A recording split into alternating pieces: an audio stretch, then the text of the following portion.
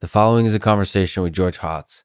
He's the founder of Comma.ai, a machine learning-based vehicle automation company. He is most certainly an outspoken personality in the field of AI and technology in general. He first gained recognition for being the first person to carry or unlock an iPhone. And since then, he has done quite a few interesting things at the intersection of hardware and software.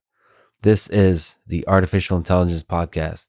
If you enjoy it, subscribe on YouTube, give it 5 stars on iTunes, support it on Patreon, or simply connect with me on Twitter at Lex Fridman, spelled Fridman. And I'd like to give a special thank you to Jennifer from Canada for her support of the podcast on Patreon. Merci beaucoup, Jennifer. She's been a friend and an engineering colleague for many years since I was in grad school. Your support means a lot and inspires me to keep this series going. And now, here's my conversation with George Hotz. Do you think we're living in a simulation? Yes, but it may be unfalsifiable. What do you mean by unfalsifiable? So if the simulation is designed in such a way that they did like a formal proof to show that no information can get in and out, and if their hardware is designed for anything in the simulation to always keep the hardware in spec, it may be impossible to prove whether we're in a simulation or not. So they've designed it such that it's a closed system, you can't get outside the system. Well, maybe it's one of 3 worlds. We're either in a simulation which can be exploited, we're in a simulation which not only can't be exploited, but like the same thing's true about VMs. A really well-designed VM, you can't even detect if you're in a VM or not. That's brilliant. So so the simulation is running on a virtual machine. Yeah, but now in reality, all VMs have ways to detect. That's the point. I mean, is it you've done quite a bit of hacking yourself, and so you should know that really any complicated system will have ways in and out. So this isn't necessarily true going forward. I spent my time away from Comma. I learned Coq. It's a dependently typed, it's a language for writing math proofs in. Mm-hmm. And if you write code that compiles in a language like that, it is correct by definition. The types check its correctness. Mm-hmm. So it's possible that the simulation is written in a language like this, in which case... Yeah, but that can't be sufficiently expressive a language like that. Oh, it can. It can be? Oh, yeah. Okay. Well, so, all right, so... The simulation doesn't have to be Turing complete if it has a scheduled end date. Looks like it does, actually, with entropy. I mean, I don't think that a simulation that results in something as complicated as the universe would have a formal proof of correctness, right? It's possible, of course. We have no idea how good their tooling is, and we have no idea how complicated the universe computer really is. It may be quite simple. It's just very large, right? It's definitely very large. But the fundamental rules might be super simple. Yeah, Conway's Game of Life kind of stuff. Right. So if you could hack, so imagine a simulation that is hackable. If you could hack it, what would you change about the universe? Like, how would you approach hacking a simulation? The reason I gave that talk... By the way, I'm not familiar with the talk you gave. I just read that you talked about escaping the simulation or something like that. So maybe you can tell me a little bit about the theme and the message there too. It wasn't a very practical talk about how to actually escape a simulation. It was more about a way of restructuring an us versus them narrative. If we continue on the path we're going with technology, I think we're in big trouble, like as a species, and not just as a species, but even as me as an individual member of the species. So if we could change rhetoric to be more like to think upwards, like to think about that we're in a simulation and how we could get out, already we'd be on the right path. What you actually do once you do that, well, I assume I would have acquired way more intelligence in the process of doing that. So I'll just ask that. So the thinking upwards, what kind of breakthrough ideas do you think thinking in that way could inspire? And why did you say upwards? Upwards. Into space? Are you thinking sort of exploration in all forms? The space narrative that held for the modernist generation doesn't hold as well for the postmodern generation. What's the space narrative? Are we talking about the same space, the three-dimensional No, space? space, like going up to literally space, like yeah. building, like Elon Musk, like we're going to build Musk. rockets, we're going to go to Mars, we're going to colonize the universe. And the narrative you're referring, I was born in the Soviet Union. You're referring to the race to space. The race to space, yes. Explore, okay. That was a great modernist narrative. Yeah. It doesn't seem to hold the same weight in today's culture. I'm hoping for good postmodern narratives that replace it. So let's think. So you work a lot with AI. So AI is one formulation of that narrative. There could be also, I don't know how much you do in VR and AR. Yeah. That's another, I know less about it, but every time I play with it in our research, it's fascinating, that virtual world. Are you interested in the virtual world? I would like to move to virtual reality. In terms of your work? No, I would like to physically move there. The apartment I can rent in the cloud is way better than the apartment I can rent in the real world. Well, it's all relative, isn't it?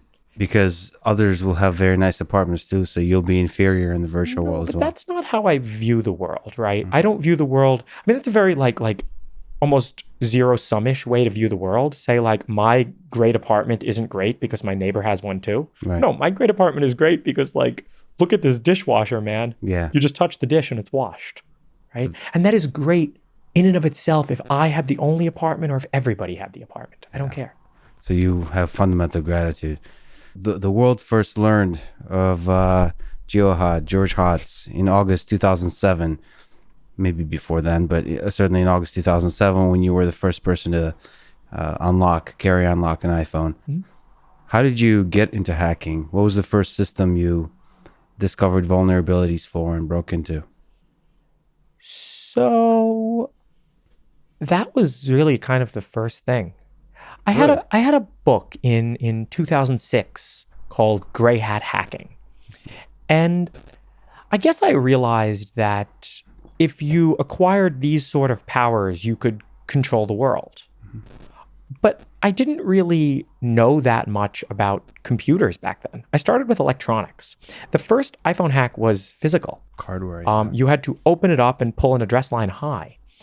And it was because I didn't really know about software exploitation. I learned that all in the next few years, and I got very good at it. But back then, I knew about like how memory chips are connected to processors and stuff. But you knew about software and programming. You just didn't know. Oh, really? So your view of the world and computers was physical, was hardware. Actually, if you read the code that I released with that in August 2007, it's atrocious. What language was it? C. See? Nice. And in a broken sort of state machine-esque C. I didn't know how to program. Yeah. So how did you learn to program? What was your journey? Because, I mean, we'll talk about it. You've live streamed some of your programming. Yeah. This chaotic, beautiful mess. How did you arrive at that? Years and years of practice. I interned at Google after the summer after the iPhone unlock. And I did a contract for them where I built hardware for Street View. And I wrote a software library to interact with it. And it was terrible code. And for the first time, I got feedback from people who I respected saying, no, like, don't write code like this. Now, of course, just getting that feedback is not enough. The way that I really got good was I wanted to write this thing like that could emulate and then visualize like ARM binaries because I wanted to hack the iPhone better. And I didn't like that I couldn't like see I couldn't single step through the processor because I had no debugger on there, especially for the low level things like the boot ROM and the bootloader. So I tried to build this tool to do it. And I built the tool once and it was terrible. I built the tool a second time, so it was terrible. I built the tool a third time. This was by the time I was at Facebook, it was kind of okay. And then I built the tool a fourth time when I was a Google intern again in 2014. And that was the first time I was like, this is finally usable. How do you pronounce this? Kira? Kira, yeah. So it's essentially the most efficient way to visualize the change of state of the computer as the program is running. That's what you mean by debugger. Yeah, it's a timeless debugger, so you can rewind just as easily as going forward. Think about if you're using GDB, you have to put a watch on a variable if you want to see if that variable changes. In Kira, you can just click on that variable, and then it shows every single time when that variable was changed or accessed. Think about it like Git for your computer's the run log. So there's like a deep log of the state of the computer as the program runs, and you can rewind. Why isn't that? Or maybe it is. Maybe you can educate me. Why isn't that kind of debugging used more often? Because the tooling's bad. Well, two things. One, if you're trying to debug Chrome is a 200 megabyte binary that runs slowly on desktops. So that's going to be really hard to use for that. But it's really good to use for like CTFs and for boot ROMs and for small parts of code. So it's hard if you're trying to debug like massive systems. What's a CTF and what's a boot ROM? The boot ROM is the first code that executes the minute you give power to your iPhone. Okay. And CTF were these competitions that I played, Capture the Flag. Capture the Flag. I was going to ask you about that. What are those? Those look at. I watched a couple of videos on YouTube. Those look fascinating. What have you learned about maybe at the high level vulnerability of systems from these competitions? I feel like in the heyday of CTFs, you had all of the best security people in the world challenging each other and coming up with new toy exploitable things over here. And then everybody, okay, who can break it? And when you break it, you get there's like a file on the server called flag. And then there's a program running, listening on a socket that's vulnerable. So you write an exploit, you get a shell, and then you cat flag, and then you type the flag into like a web-based scoreboard and you get points. So the goal is essentially to find an exploit in the system that allows you to run arbitrary code on that system. That's one of the categories. That's like the pwnable category. Pwnable? Yeah, pwnable. It's like you pwn the program. It's a program. First of all, I apologize. I'm gonna say it's because I'm Russian, but maybe you can help educate me.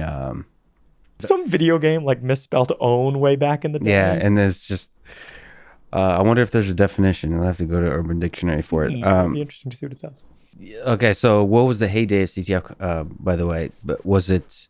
What decade are we talking about? I think maybe I'm biased because it's the era that I played, but 2011 to 2015, because the modern CTF scene is similar to the modern competitive programming scene. You have people who do drills, you have people who practice, and then once you've done that, you've turned it less into a game of generic computer skill and more into a game of, okay, you memorize, you drill on these 5 categories, and then before that, it didn't have as much attention as it had.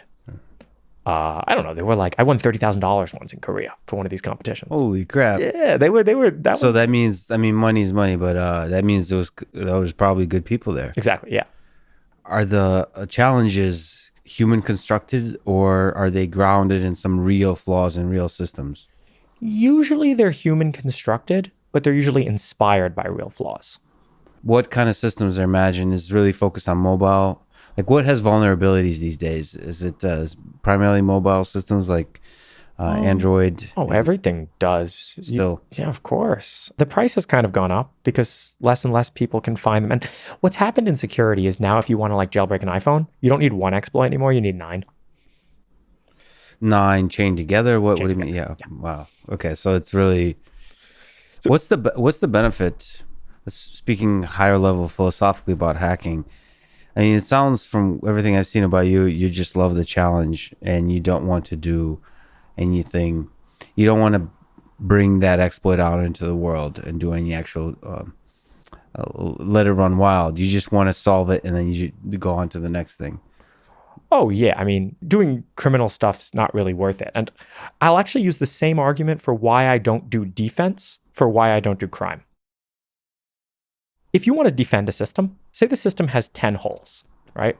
If you find 9 of those holes as a defender, you still lose because the attacker gets in through the last one. If you're an attacker, you only have to find 1 out of the 10. But if you're a criminal, if you log on with a VPN 9 out of the 10 times, but one time you forget, you're done. Because you're caught. Okay. Because you only have to mess up once to be caught as a criminal. Yeah. That's why I'm not a criminal. But okay, let me because I was having a discussion with somebody just at a high level about nuclear weapons, actually, why haven't blown ourselves up yet. And my feeling is all the smart people in the world if you look at the distribution of smart people are generally good. And then this other person, I was talking to Sean Carroll, the physicist, and he was saying, no, good and bad people are evenly distributed amongst everybody. My sense was good hackers are in general good people, and they don't want to mess with the world. What's your sense? I'm not even sure about that. Like, I have a nice life. Crime wouldn't get me anything. But if you're good and you have these skills, you probably have a nice life too, right? Like, right, you can use it for other things. But is there a little voice in your head that says, well, yeah, if you could hack something to where you could hurt people and you could earn a lot of money doing it, though, not hurt physically perhaps, but disrupt their life in some kind of way, isn't there a little voice that says, well, two things. One, I don't really care about money. Right. So like the money wouldn't be an incentive. Right. The thrill might be an incentive. But when I was 19, I read Crime and Punishment. Right. Good. And that was another great one that talked me out of ever really doing crime. Because it's like, that's going to be me. I'd get away with it, but it would just run through my head. Even if I got away with it, And then you do crime for long enough, you'll never get away with it. That's right. In the end, that's a good reason to be good. I wouldn't say I'm good. I would just say I'm not bad. You're a talented programmer and a hacker in a good, positive sense of the word. You've played around, found vulnerabilities in various systems. What have you learned broadly about the design of systems and so on from that whole process? You learn to not take things for what people say they are, but you look at things for what they actually are. Yeah. I understand that's what you tell me it is, but what does it do? Right. And you have nice visualization tools to really know what it's really doing. Oh, I wish I'm a better programmer now than I was in 2014. I said, Kira, that was the first tool that I wrote that was usable. I wouldn't say the code was great. I still wouldn't say my code is great. So how was your evolution as a programmer, except practice? So you started with C. At which point did you pick up Python? Because you're pretty big in Python now. Now, yeah, in college, I went to Carnegie Mellon when I was 22. Nice. I went back. I'm like, all right, I'm going to take all your hardest CS courses, and we'll see how I do. Right? Like, did I miss anything by not having a real undergraduate education? Yeah. Took operating systems, compilers, AI, and their like freshman Weeder math course. And operating some of those classes you mentioned pretty tough actually. They're great. At least when the circa 2012 operating systems and compilers were they were the best classes I've ever taken in my life, because you write an operating system and you write a compiler. I wrote my operating system in C and I wrote my compiler in Haskell, but somehow I picked up Python that semester as well. I started using it for the CTFs, actually. That's when I really started to get into CTFs. And CTFs, it's a race against the clock, so I can't write things in C. Oh, there's a clock component. So you really want to use the programming language that you can be fastest in. 48 hours, pwn as many of these challenges as you can. Pwn. Yeah. You got like 100 points a challenge, whatever team gets the most. You were both at Facebook and Google for a brief stint. Yeah. With Project Zero, actually, at Google for 5 months, where you developed Kira. Yeah. What was Project Zero about in general? Just curious about the security efforts in these companies. Well, Project Zero started the same time I went there. What years were you there? 2015. 2015. So that was right at the beginning of Project Zero. It's small. It's Google's offensive security team. I'll try to give the best public-facing explanation that I can. So the idea is basically these vulnerabilities exist in the world. Nation states have them. Some high-powered bad actors have them. Sometimes people will find these vulnerabilities and submit them in bug bounties to the companies. But a lot of the companies don't really care. They don't even fix the bug. It doesn't hurt for there to be a vulnerability. So Project Zero is like, we're going to do it different. We're going to announce a vulnerability and we're going to give them 90 days to fix it. And then whether they fix it or not, we're going to drop the 0 day. Oh, wow. We're going to drop the weaponized That's so exploit. cool. That is so cool. I love that. Deadlines. Oh, that's so cool. Give them real deadlines. Yeah. And I think it's done a lot for moving the industry forward. I watched your coding sessions that you streamed online. Yeah. You code things up, basic projects, usually from scratch. I would say, sort of as a programmer myself, just watching you, that you type really fast and your brain works in both brilliant and chaotic ways. I don't know if that's always true, but certainly for the live streams. So it's interesting to me because I'm much slower and systematic and careful, and you just move, probably an order of magnitude faster. So I'm curious, is there a method to your madness? Is it, or is it just who you are? There's pros and cons. There's pros and cons to my programming style, and I'm aware of them.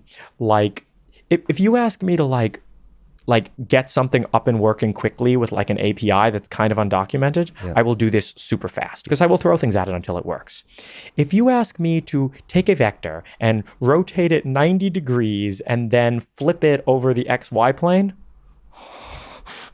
I'll spam program for 2 hours and won't get it.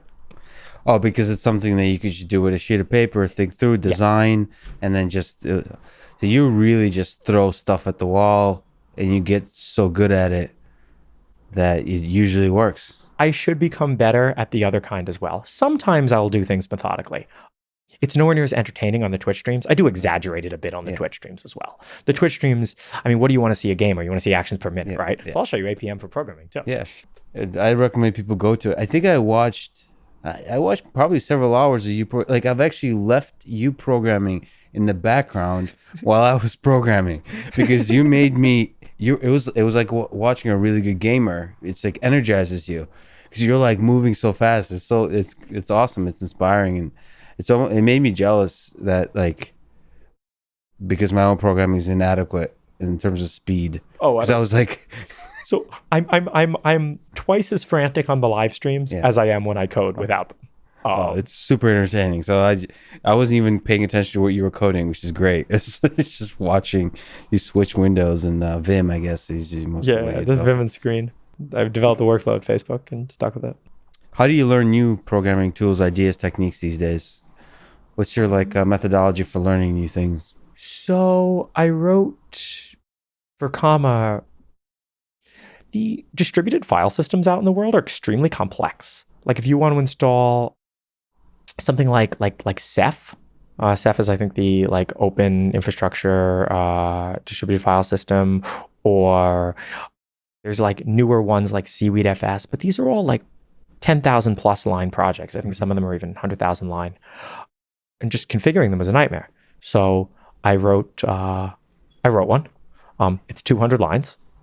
And it uses Nginx for the volume servers and has this little master server that I wrote in Go. And the way Go, wow. If I would say that I'm proud per line of any code I wrote, maybe there's some exploits that I think are beautiful, and then this is 200 lines. And just the way that I thought about it, I think was very good. And the reason it's very good is because that was the 4th version of it that I wrote. And I had 3 versions that I threw away. You mentioned, did you say Go? I wrote in Go, yeah. In Go. So is that a functional language? I forget what Go is. Go is Google's language. Right. It's not functional. It's in a way it's C++, but easier. It's strongly typed. It has a nice ecosystem around it. When I first looked at it, I was like, this is like Python, but it takes twice as long to do anything. Yeah. Now that OpenPilot is migrating to C, but it still has large Python components, I now understand why Python doesn't work for large code bases and why you want something like Go. Interesting. So why doesn't Python work for? So even most, speaking for myself at least, we do a lot of stuff, basically demo level work with autonomous vehicles, and most of the work is Python. Yeah. Why doesn't Python work for large code bases? Because, lack of type checking is a big problem. Errors creep in. Yeah, and you don't know, the compiler can tell you nothing, right? So everything is either like syntax errors, fine, but if you misspell a variable in Python, the compiler won't catch that. There's linters that can catch it some of the time. There's no types. This is really the biggest downside. And then, well, Python's slow, but that's not related to it. Well, maybe it's kind of related to its lack of. So what's in your toolbox these days? Is it Python? What else? Go. I need to move to something else. My adventure into dependently typed languages. I love these languages. They just have like syntax from the 80s. What do you think about JavaScript? ES6, like the modern TypeScript. JavaScript is, the whole ecosystem is unbelievably confusing. Right. NPM updates a package from 0.22 to 0.25, and that breaks your Babel linter, which translates your ES5 into ES6, which doesn't run on. So why do I have to compile my JavaScript again, huh? It may be the future, though. You think about, I've embraced JavaScript recently just because, just like I've continually embraced PHP, it seems that these worst possible languages live on for the longest. Like cockroaches never die. Yeah. Well, it's in the browser and it's fast. It's fast. Yeah. It's in the browser, and compute might become the browser. It's unclear what the role of the browser is in terms of distributed computation in the future. So JavaScript is definitely here to stay. Yeah. It's interesting if autonomous vehicles will run on JavaScript one day. I mean, you have to consider these possibilities. Well, all our debug tools are JavaScript. We actually just open source them. We have a tool, Explorer, which you can annotate your disengagements. And we have a tool, Cabana, which lets you analyze the CAN traffic from the car. So basically, anytime you're visualizing something about the log, you're using JavaScript. Yeah. Well, the web is the best UI toolkit by far. Yep. And then, you know what? You're coding in JavaScript. We have a React guy. He's good. React, nice. Let's get into it. So let's talk autonomous vehicles. Yeah. You founded Comma.ai. Let's, at a high level, how did you get into the world of vehicle automation? Can you also just, for people who don't know, tell the story of Comma.ai? Sure. So I was working at this AI startup, and a friend approached me, and he's like, dude, I don't know where this is going, but the coolest applied AI problem today is self-driving cars. Yep. I'm like, well, absolutely. Do you want to meet with Elon Musk? Mm-hmm. And he's looking for somebody to build a vision system for autopilot. Mm-hmm. This is when they were still on AP1. They were still using Mobileye. Yep. Elon back then was looking for a replacement. And he brought me in, and we talked about a contract where I would deliver something that meets Mobileye level performance. I would get paid $12 million if I could deliver it tomorrow, and I would lose $1 million for every month I didn't deliver. Yeah. So I was like, okay, this is a great deal. This is a super exciting challenge. You know what? Even if it takes me 10 months, I get $2 million. It's good. Maybe I can finish up in 5. Maybe I don't finish it at all, and I get paid nothing, and I'll work for 12 months for free. So maybe just take a pause on that. I'm also curious about this because I've been working in robotics for a long time, and I'm curious to see a person like you just step in and sort of somewhat naive, but brilliant, right? So that's the best place to be, because you basically full steam take on a problem. How confident, from that time, because you know a lot more now, at that time, how hard do you think it is to solve all of autonomous driving? I remember I suggested to Elon in the meeting putting a GPU behind each camera to keep the compute local. This is an incredibly stupid idea. I leave the meeting 10 minutes later and I'm like, I could have spent a little bit of time thinking about this problem. Why is it a stupid idea? Oh, just send all your cameras to one big GPU. You're much better off doing that. Oh, sorry. You said behind every camera have a GPU. Have a small GPU. I was like, oh, I'll put the first few layers of my comms there. Ugh, like, why'd I say that? And that's possible. It's possible, but it's a bad idea. It's not obviously a bad idea. Pretty obviously bad. But whether it's actually a bad idea or not, I left that meeting with Elon like beating myself up. I'm like, why did I say something stupid? Yeah, you haven't at least like thought through every aspect fully. Yeah, he's very sharp too. Like usually in life, I get away with saying stupid things and then kind of course. Oh, right away he called me out about it. And like usually in life, I get away with saying stupid things, and then like people will, a lot of times people don't even notice. And I'll like correct it and bring the conversation back. But with Elon, it was like, nope. Like, okay, well, that's not at all why the contract fell through. I was much more prepared the second time I met him. Yeah. But in general, how hard did you think it is? Like 12 months is a tough timeline. Oh, I just thought I'd clone Mobileye IQ3. I didn't think I'd solve level 5 self-driving or anything. So the goal there was to do lane keeping, good lane keeping. My friend showed me the outputs from a Mobileye, and and the outputs from a Mobileye was just basically 2 lanes and a position of a lead car. I'm like, I can gather a data set and train this net in weeks. And I did. Well, first time I tried the implementation of Mobileye in a Tesla, I was really surprised how good it is. It's quite incredibly good, because I thought it's just because I've done a lot of computer vision, I thought it'd be a lot harder to create a system that's stable. So I was personally surprised. It's, have to admit it, because I was kind of skeptical before trying it, because I thought it would go in and out a lot more. It would get disengaged a lot more, and it's pretty robust.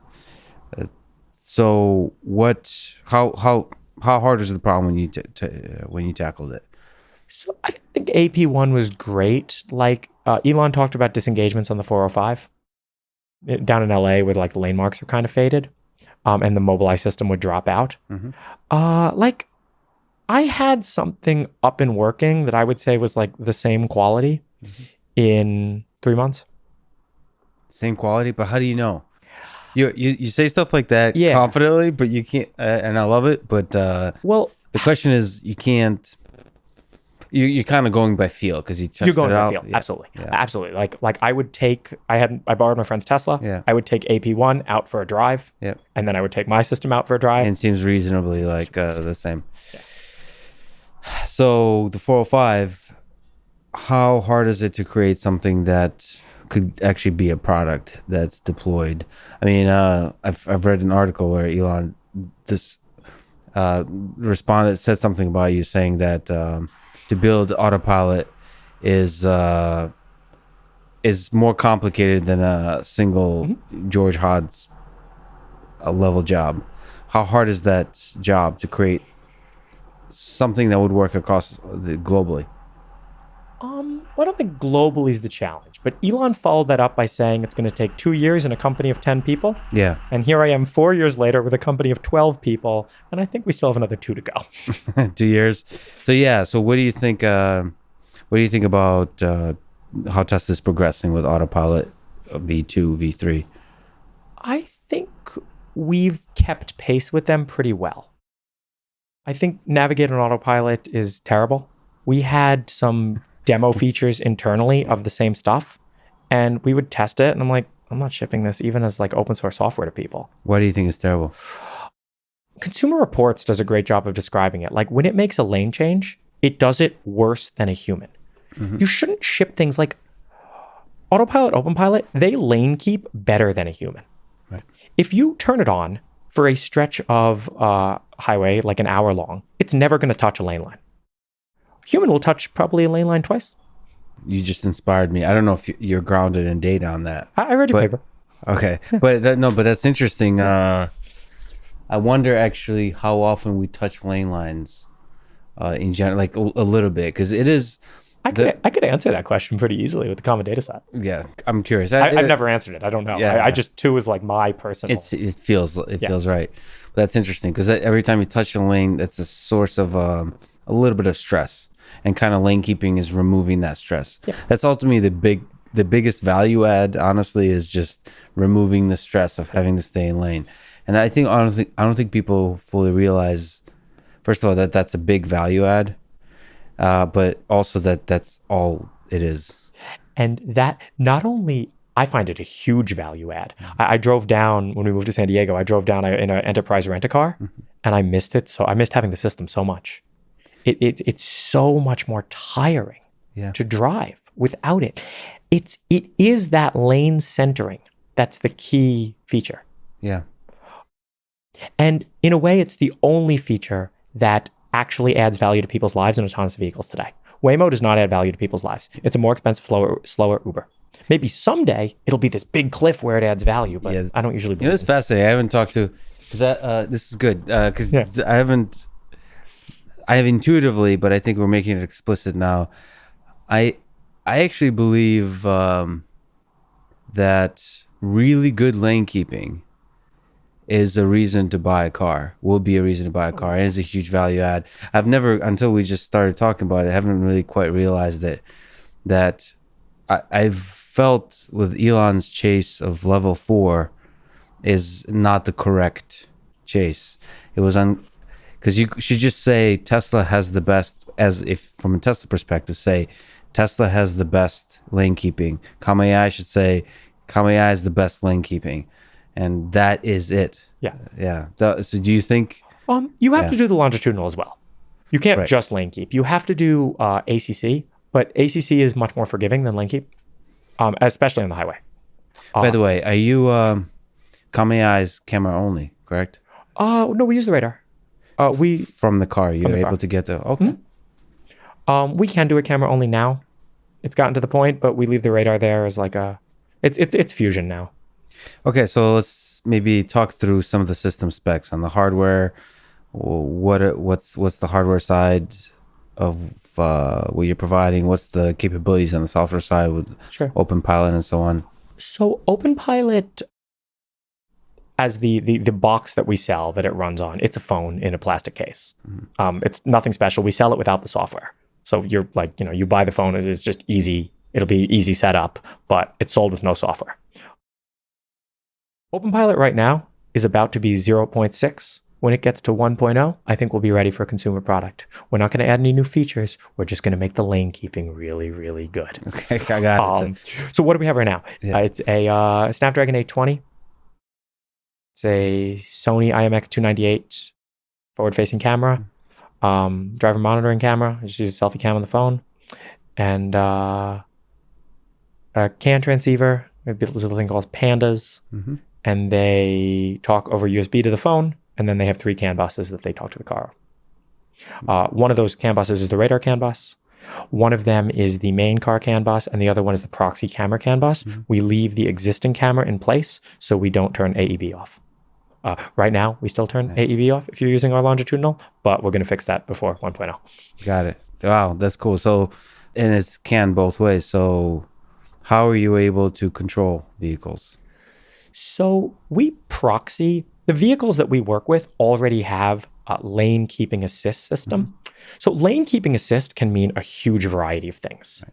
It can mean it will apply a small torque to the wheel after you've already crossed a lane line by a foot, which is the system in the older Toyotas, versus like, I think Tesla still calls it lane keeping assist, where it'll keep you perfectly in the center of the lane on the highway. You can control, like with a joystick, the cars. These cars already have the capability of drive-by-wire. So is it trivial to convert a car that it operates with? OpenPilot is able to control the steering. Oh, a new car or a car that we have support now for 45 different makes of cars. What are the cars in general? Mostly Hondas and Toyotas. We support almost every Honda and Toyota made this year. And then a bunch of GMs, bunch of Subarus, bunch of Chevys. It doesn't have to be like a Prius. It could be Corolla as well. The 2020 Corolla is the best car with OpenPilot. It just came out. The actuator has less lag than the older Corolla. I think I started watching a video with your... the way you make videos is awesome. You're just literally at the dealership streaming. I had my friend the phone. I'm like, bro, you want to stream for an hour? Yeah, and basically, like if stuff goes a little wrong, you just go with it. Yeah, I love it. Well, it's real. Yeah, it's real. That's so beautiful, and it's so in contrast to the way other companies would put together a video like that. Kind of why I like to do it like that. Good. I mean, if you become super rich one day and successful, I hope you keep it that way, because I think that's actually what people love, that kind of genuine... Oh, it's all that has value to me. Yeah. Money has no... If I sell out to like make money, I sold out. It doesn't matter. What do I get? A yacht? I don't want a yacht. And I think Tesla actually has a small inkling of that as well. With Autonomy Day, they did reveal more than... I mean, of course, there's marketing communications, you could tell, but it's more than most companies would reveal, which is, I hope they go towards that direction more. Other companies, GM, Ford. Oh, Tesla's going to win level 5. They really are. So let's talk about it. You think, so you're focused on level 2 currently. We're going to be 1 to 2 years behind Tesla getting to level 5. Okay. Hey, we're Android, right? We're Android. You're Android. Hey, I'm just saying, once Tesla gets it, we're 1 to 2 years behind. Okay. I'm not making any timeline on when Tesla's going to get it. That's right. You did. That's brilliant. I'm sorry, Tesla investors, if you think you're going to have an autonomous robotaxi fleet by the end of the year. Yes, I'll bet against that. So what do you think about this? The most level 4 companies are kind of just doing their usual safety driver, doing full autonomy kind of testing. And then Tesla does basically trying to go from lane keeping to full autonomy. What do you think about that approach? How successful would it be? It's a ton better approach because Tesla is gathering data on a scale that none of them are. They're putting real users behind the wheel of the cars. It's, I think, the only strategy that works. The incremental. Well, so there's a few components to the Tesla approach that's more than just the incrementalist. What you spoke with is the software. So over the air software updates. Necessity. Right. I mean, Waymo Cruise have those too. Those aren't. But those differentiate them from the automakers. Right. No lane keeping assist systems no cars with lane keeping system have that except Tesla. Yeah. And the other one is the data, the other direction, which is the ability to query the data. I don't think they're actually collecting as much data as people think, but the ability to turn on collection and turn it off. So I'm both in the robotics world and the psychology, human factors world. Many people believe that level 2 autonomy is problematic because of the human factor. Like the more the task is automated, the more there's a vigilance decrement.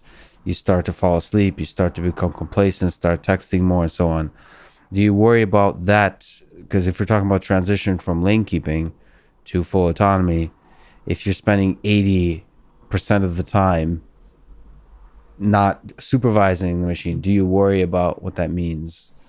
Two for things. The safety of the drivers? One, we don't consider OpenPilot to be 1.0 until we have 100% driver monitoring.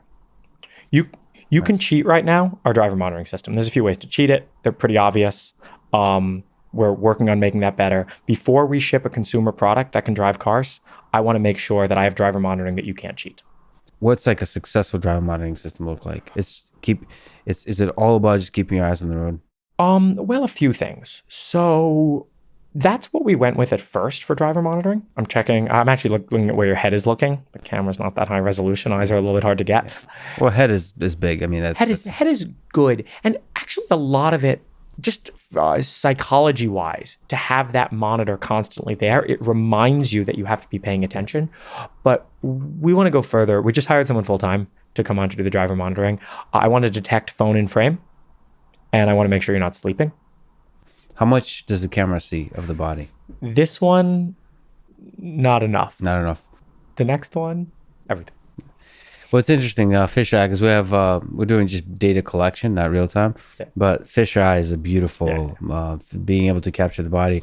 And the smartphone is really like the biggest problem. I'll show you. I can show you one of the pictures from our new system. Awesome. So you're basically saying the driver monitoring will be the answer to that. I think the other point that you raised in your paper is good as well. You're not asking a human to supervise a machine without giving them they can take over at any time. Right. Our safety model, you can take over. We disengage on both the gas or the brake. We don't disengage on steering. I don't feel you have to. But we disengage on gas or brake. So it's very easy for you to take over, and it's very easy for you to re-engage. Right. That switching should be super cheap. Yep. The cars that require, even autopilot requires a double press. That's almost, I don't like that. Yeah. And then the cancel. To cancel in autopilot, you either have to press cancel, which no one knows what that is, so they press the brake. Right. But a lot of times you don't actually want to press the brake. Right. You want to press the gas. Yeah. So you should cancel on gas. Or wiggle the steering wheel, which is bad as well. Wow, that's brilliant. I haven't heard anyone articulate that point. But this is all I think about. It's because I think actually Tesla has done a better job than most automakers at making that frictionless. But you just described that it could be even better. I love Super Cruise as an experience once it's engaged. Yeah. I don't know if you've used it, but getting the thing to try to engage. Yeah, I've used driven Super Cruise a lot. So what's your thoughts on the Super Cruise system in general? You disengage Super Cruise and it falls back to ACC. So my car's like still accelerating. It feels weird. Otherwise, when you actually have Super Cruise engaged on the highway, it is phenomenal. We bought that Cadillac. We just sold it, but we bought it just to like experience this. And I wanted everyone in the office to be like, this is what we're striving to build. GM pioneering with the driver monitoring. You like their driver monitoring system? It has some bugs. If there's a sun shining back here, it'll be blind to you. Right. But overall, mostly, yeah. That's so cool that you know all this stuff. That's I don't often talk to people that, because it's such a rare car, unfortunately, currently. We bought one explicitly for this. We lost like $25K in the depreciation, but I feel it was worth it. I was very pleasantly surprised that GM system was so innovative, and really that wasn't advertised much, wasn't talked about much. Yeah. And I was nervous that it would die, that it would disappear. Well, they put it on the wrong car. They should have put it on the Bolt and not some weird Cadillac that nobody bought. I think that's going to be into, they're saying at least it's going to be into their entire fleet. So what do you think about, as long as we're on the driver monitoring, what do you think about Elon Musk's claim that driver monitoring is not needed? Normally, I love his claims. That one is stupid. And he's not going to have his level 5 fleet by the end of the year. Hopefully he's like, okay, I was wrong. I'm going to add driver monitoring. Because when these systems get to the point that they're only messing up once every 1,000 miles, you absolutely need driver monitoring. So let me play, because I agree with you, but let me play devil's advocate. Sure. One possibility is that without driver monitoring, people are able to monitor, self-regulate, monitor themselves. So your idea is... Okay. You seen all the people sleeping in Teslas? Yeah. Well, I'm a little skeptical of all the people sleeping in Teslas because I've stopped paying attention to that kind of stuff because I want to see real data. There's too much glorified. It doesn't feel scientific to me. So I want to know, how many people are really sleeping in Teslas versus sleeping. I was driving here, sleep deprived in a car with no automation. I was falling asleep. I agree that it's hypey. It's just like, you know what? If Elon put driver monitoring, I rented my last autopilot experience was I rented a Model 3 in March and drove it around. The wheel thing is annoying. And the reason the wheel thing is annoying, we use the wheel thing as well, but we don't disengage on wheel. For Tesla, you have to touch the wheel just enough to trigger the torque sensor to tell it that you're there, but not enough as to disengage it. Which, don't use it for two things. Don't disengage on wheel. You don't have to. That whole experience, wow, beautifully put. All those elements, even if you don't have driver monitoring, that whole experience needs to be better. Yeah. Driver monitoring, I think would make, I think Super Cruise is a better experience once it's engaged over autopilot. I think Super Cruise's transition to engagement and disengagement are significantly worse. Yeah. Well, there's a tricky thing because if I were to criticize Super Cruise, it's a little too crude, and I think it's like 6 seconds or something. If you look off road, it'll start warning you. It's some ridiculously long period of time, and just the way I think it's basically it's a binary. It should be adaptive. It needs to learn more about you. It needs to communicate what it sees about you more. Tesla shows what it sees about the external world. It would be nice if Super Cruise would tell us what it sees about the internal world. It's even worse than that. You press the button to engage and it just says Super Cruise unavailable. Yeah. Why? Yeah. That transparency is good. We've renamed the driver monitoring packet to driver state. Driver state. We have car state packet, which has the state of the car, and we have driver state packet, which has the state of the driver. So estimate their BAC. What's BAC? Blood alcohol content. You think that's possible with computer vision? Absolutely. To me, it's an open question. I haven't looked into it too much. Actually, I quite seriously looked at the literature. It's not obvious to me that from the eyes and so on, you can tell. You might need stuff from the car as well. Yeah. You might need how they're controlling the car, right? And that's fundamentally at the end of the day what you care about. Right. But I think, especially when people are really drunk, they're not controlling the car nearly as smoothly as they would look at them walking, right? The car is like an extension of the body. So I think you could totally detect. And if you could fix people who are drunk, distracted, asleep, if you fix those three. Yeah, that's huge. Yeah. So what are the current limitations of OpenPilot? What are the main problems that still need to be solved? So we're hopefully fixing a few of them in 0.6. We're not as good as autopilot at stop cars. So if you're coming up to a red light at like 55. So it's the radar stopped car problem, which is responsible for 2 autopilot accidents. It's hard to differentiate a stopped car from a like signpost. Yeah, static object. So you have to fuse. You have to do this visually. There's no way from the radar data to tell the difference. Maybe you could make a map, but I don't really believe in mapping at all anymore. Wait. What? You don't believe in mapping? No. So you basically, the OpenPilot solution is saying react to the environment as you see it, just like human beings do. Okay. And then eventually when you want to do navigate on OpenPilot, I'll train the net to look at Waze. I'll run Waze in the background. I'll train a comp net on Waze. Are you using GPS at all?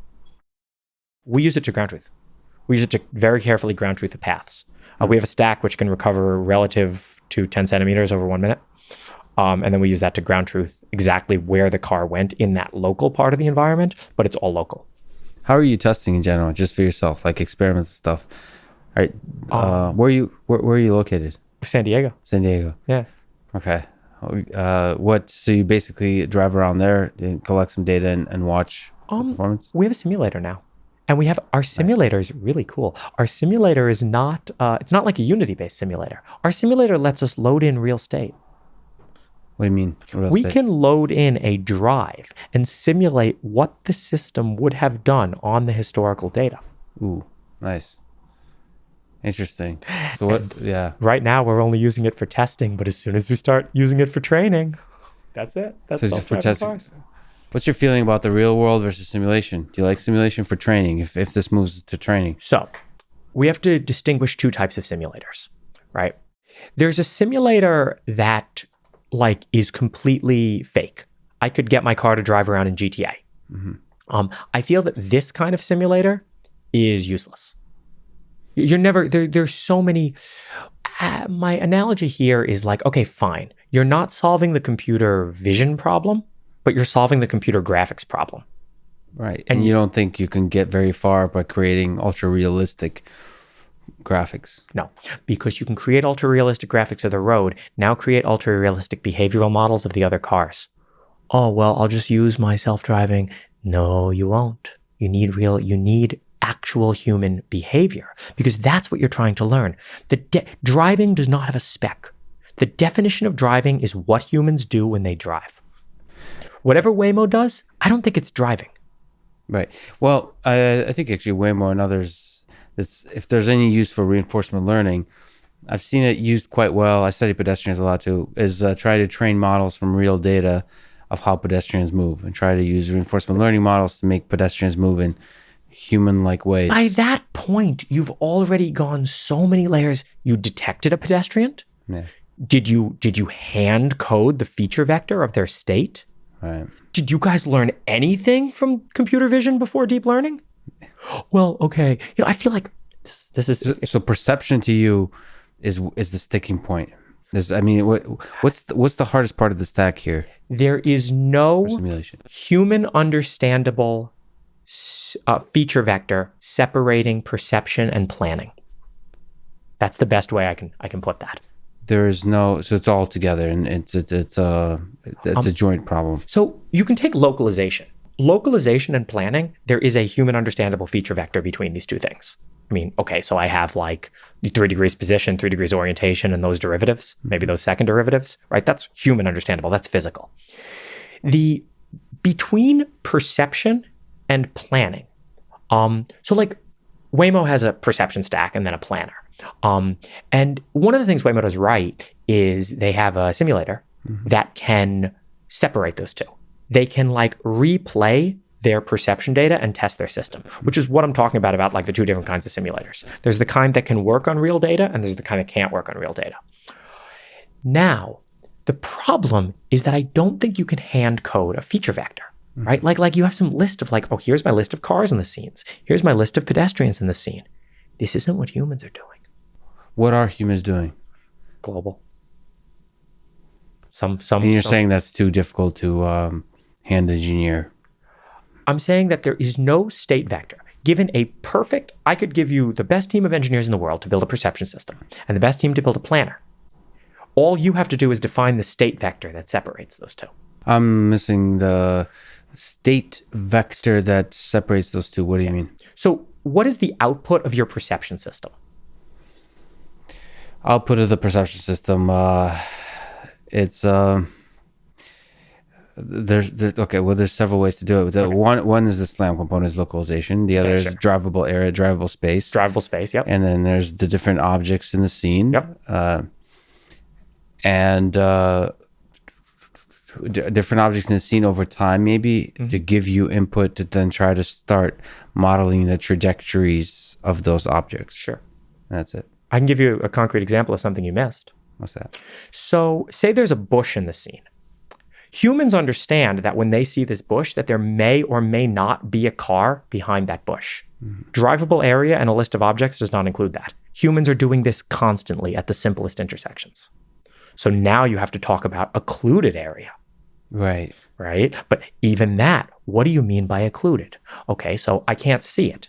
Well, if it's the other side of a house, I don't care. What's the likelihood that there's a car in that occluded area, right? And if you say, okay, we'll add that, I can come up with 10 more examples that you can't add. Certainly, occluded area would be something that a simulator would have because it's simulating the entire, the occlusion is part of it. Occlusion is part of a vision stack. But what I'm saying is if you have a hand-engineered, if your perception system output can be written in a spec document, it is incomplete. Yeah, certainly it's hard to argue with that because in the end that's going to be true. Yes, and I'll tell you what the output of our perception system is. What's that? It's a 1024 dimensional vector, trained by a neural net. Oh, neural net. No, it's 1024 dimensions of who knows what. Because it's operating on real data. Yeah.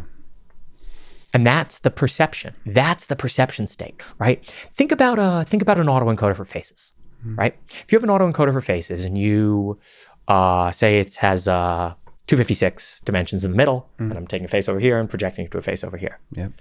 Can you hand label all 256 of those dimensions? Well, no, but those are generated automatically. But even if you tried to do it by hand, could you come up with a spec for between your encoder and your decoder?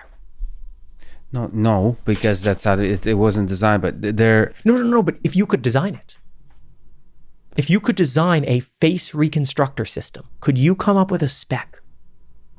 No, but I think we're missing here a little bit. I think the you're just being very poetic about expressing a fundamental problem of simulators, that they're going to be missing so much that the feature vectors would just look fundamentally different from in the simulated world than the real world. I'm not making a claim about simulators. I'm making a claim about the spec division between perception and planning, even in your system. Just in general. Right? Just in general. If you're trying to build a car that drives, if you're trying to hand code the output of your perception system, like saying, here's a list of all the cars in the scene, here's a list of all the people, here's a list of the occluded areas, here's a vector of drivable areas, it's insufficient. And if you start to believe that, you realize that what Waymo and Cruise are doing is impossible. Currently, what we're doing is the perception problem is converting the scene into a chessboard.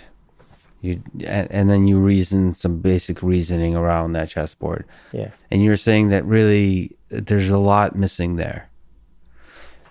First of all, why are we talking about this? Because isn't this a full autonomy? Is this something you think about? I want to win self-driving cars. So your definition of win includes level 5. Level 5. I don't think level 4 is a real thing. I want to build the AlphaGo of driving. So AlphaGo is really end to end. Yeah. It's end to end. And do you think this whole problem is that also kind of what you're getting at with the perception and the planning? Is that this whole problem, the right way to do it is really to learn the entire thing? I'll argue that not only is it the right way, it's the only way that's going to exceed human performance. Well, it's certainly true for Go. Everyone who tried to hand code Go things built human inferior things. And then someone came along and wrote some 10,000 line thing that doesn't know anything about Go that beat everybody. It's 10,000 lines. True. In that sense, the open question then that maybe I can ask you is driving. is much harder than Go. The open question is how much harder. So because I think the Elon Musk approach here with planning and perception is similar to what you're describing, which is really turning into not some kind of modular thing, but really formulate it as a learning problem and solve the learning problem with scale. So how many years, how many years would it take to solve this problem, or just how hard is this freaking problem? Well, the cool thing is, I think there's a lot of value that we can deliver along the way. I think that you can build lane keeping assist, actually, plus adaptive cruise control, plus, looking at ways, extends to like all of driving. Yeah, most of driving, right? Oh, your adaptive cruise control treats red lights like cars. Okay. So let's jump around. You mentioned that you didn't like navigate an autopilot. Yeah. What advice, how would you make it better? Do you think as a feature that if it's done really well, it's a good feature? I think that it's too reliant on like hand-coded hacks for like, how does navigate an autopilot do a lane change? It actually does the same lane change every time and it feels mechanical. Humans do different lane changes. Humans sometimes will do a slow one, sometimes do a fast one. Navigate an autopilot, at least every time I used it, it did the identical lane change. How do you learn? I mean, this is a fundamental thing actually, is the braking and accelerating, something that's still, Tesla probably does it better than most cars, but it still doesn't do a great job of creating a comfortable, natural experience. And navigate on autopilot is just lane changes, an extension of that. So how do you learn to do natural lane change? So we have it, and I can talk about how it works. So I feel that we have the solution for lateral. We don't yet have the solution for longitudinal. There's a few reasons longitudinal is harder than lateral. The lane change component, the way that we train on it very simply is like our model has an input for whether it's doing a lane change or not. And then when we train the end-to-end model, we hand label all the lane changes because you have to. I struggled a long time about not wanting to do that, but I think you have to. For the training data. For the training data, right? We have an automatic ground truther which automatically labels all the lane changes. Was that possible? To automatically label lane changes? Yeah. Yeah, I detect the lane, I see when it crosses it, right? And I don't have to get that high percent accuracy, but it's like 95, good enough. Okay. Now I set the bit when it's doing the lane change in the end-to-end learning. And then I set it to 0 when it's not doing a lane change. So now if I wanted to do a lane change at test time, I just put the bit to a 1 and it'll do a lane change. Yeah, but so if you look at the space of lane change, some percentage, not 100%, that we make as humans is not a pleasant experience because we mess some part of it up. Yeah. It's nerve-wracking to change. You have to look, you have to see, sometimes to accelerate. How do we label the ones that are natural and feel good? Because that's your ultimate criticism. The current navigate an autopilot just doesn't feel good. Well, the current navigate an autopilot is a hand-coded policy written by an engineer in a room who probably went out and tested it a few times on the 280. Probably a better version of that, but yes. That's how we would have written it at Comma.ai. Maybe Tesla, they tested it in... There might have been 2 engineers. Two engineers, yeah. No, but so if you learn the lane change, if you learn how to do a lane change from data, just like you have a label that says lane change and then you put it in when you want it to do the lane change, it'll automatically do the lane change that's appropriate for the situation. Yeah. Now, to get at the problem of some humans do bad lane changes, we haven't worked too much on this problem yet. It's not that much of a problem in practice.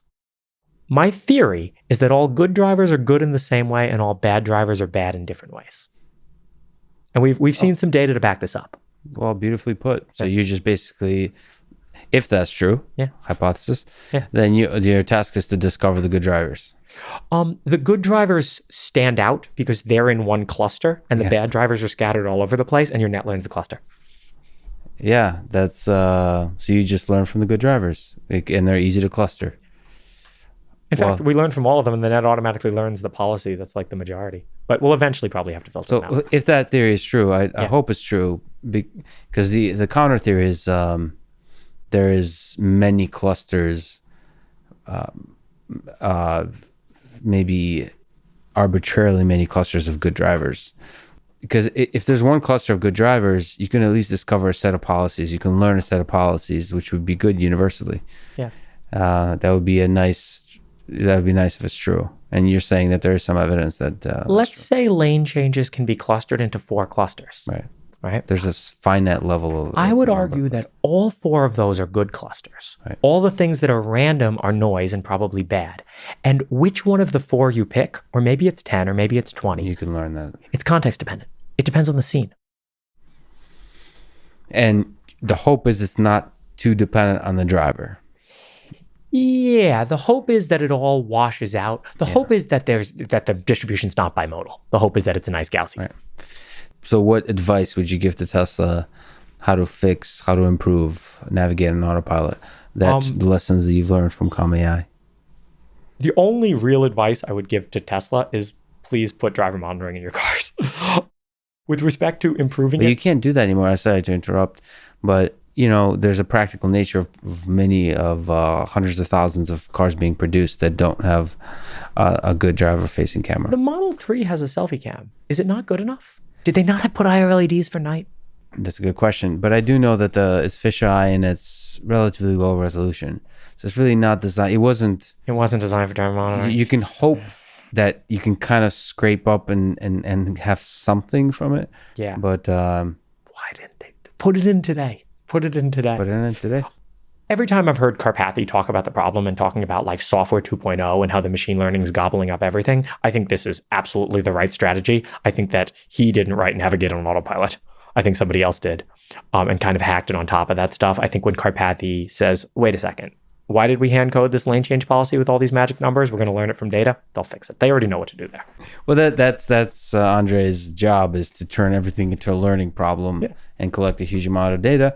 The reality is, though, not every problem can be turned into a learning problem in the short term.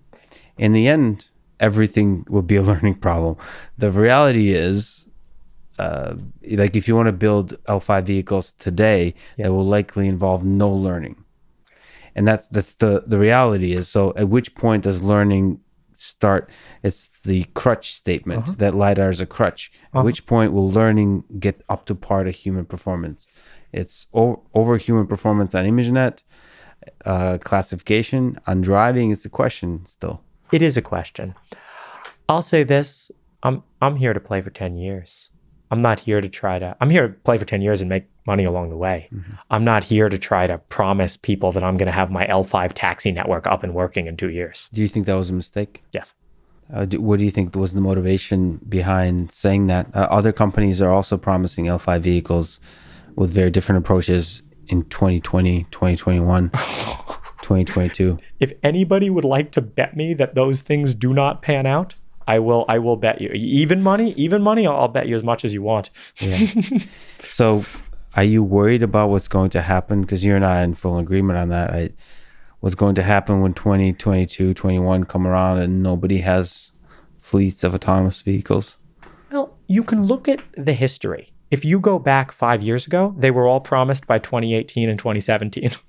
But they weren't that strong of promises. I mean, Ford really declared I think not many have declared as like definitively as they have now these dates. Well, okay, so let's separate L4 and L5. Do I think that it's possible for Waymo to continue to kind of like hack on their system until it gets to level 4 in Chandler, Arizona? Yes. With no safety driver? Chandler, Arizona? Yeah. Which year are we talking about?